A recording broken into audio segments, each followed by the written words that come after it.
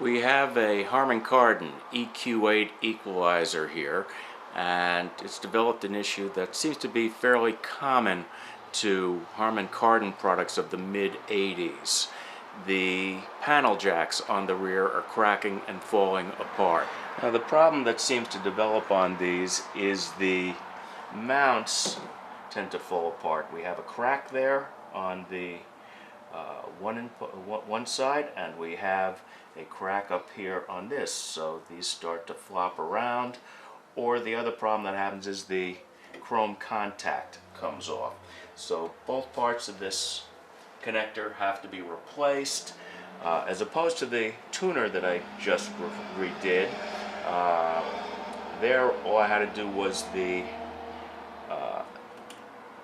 connectors, because it did not have, it was not onto a circuit board. So in this case it appears I'm going to have to remove this and remount the circuit board somewhere and reconnect to the circuit board. So I'll probably be using individual panel jacks here. Hopefully I'll be able to find an adequate backplate for them, and we'll be putting this elsewhere in the chassis so that we can get using it again. But this seemed to be a common problem with Harman Kardon. I don't know what was with these jacks they use, but they crack as you go along, some sooner than others, but it's happened, I think, on every piece of equipment I've had. It all depends how often you move it around and loosen the connectors. Like on this, the tape jacks are fine, but they're no longer used. So it's just the tape monitor circuit I'm using. So next we'll be taking this apart and moving everything around, at least on the bright side, as opposed to the tuner, which only used a wire wrap for the connectors. This at least has soldered connectors in place. So on to the next phase. The chassis holes were too large to just put RCA jacks in, so I cut out a blank of some scrap metal I had laying around the cabinet. I added 2 screws to make sure all the corners stayed locked down and in place, and there we have it inside, so it clears everything. And next we'll drill the holes for the RCA jacks.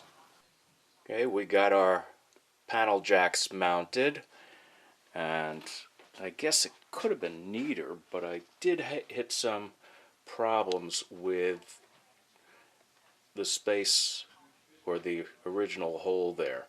But it all worked out, and it looks like it will be just fine. So now to do the electrical hookup, and we should be set.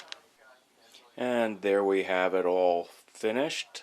Just have to plug it in and try it. I decided to use hot glue to finish holding the board in place, since it actually was pretty snug, just being supported by the 8 wires, but just wanted that little extra security. So looked like a simple fix. Took a little longer than expected because of the fabrications, and hopefully it will work. We will know soon enough. The EQ8 is back in the system.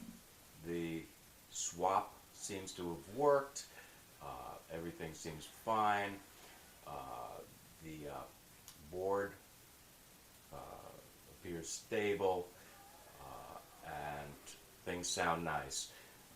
In retrospect, looking at the video I did of the tuner, I pulled the tuner back out, and there were other wire-wrapped connections in there, and I soldered all of them, and that does appear to have improved the signal on the tuner and helped out there. So now we're going to try it out. Everything's on. We're going to drop the cartridge on the turntable, and we're going to make sure everything's working.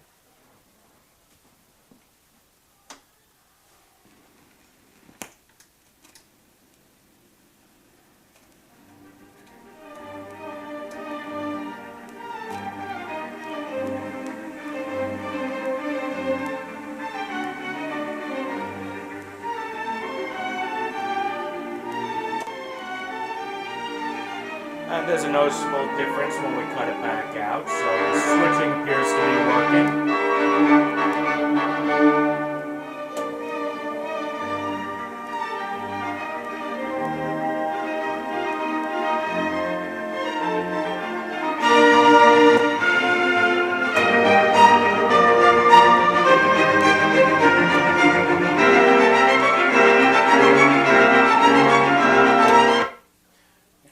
So that appears to have been a successful swap. Not a big deal really, just took a little creativity to salvage a 35-year-old, 30-year-old equalizer that was still basically working very well.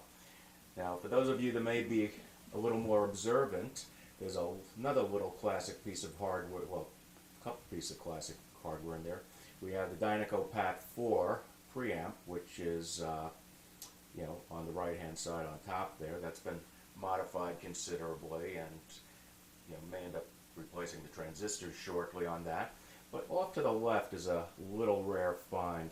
It's a Southwest Technical Products Corporation 215 power amp. You don't see them very often. These were kits put out in the mid-70s, very reasonably priced, and very, very nice equipment. Great value for the money, very good performance statistics, and just fun to have. So there we go. Everything seems to be up and running, and if you have a problem, I hope this helps you solve it.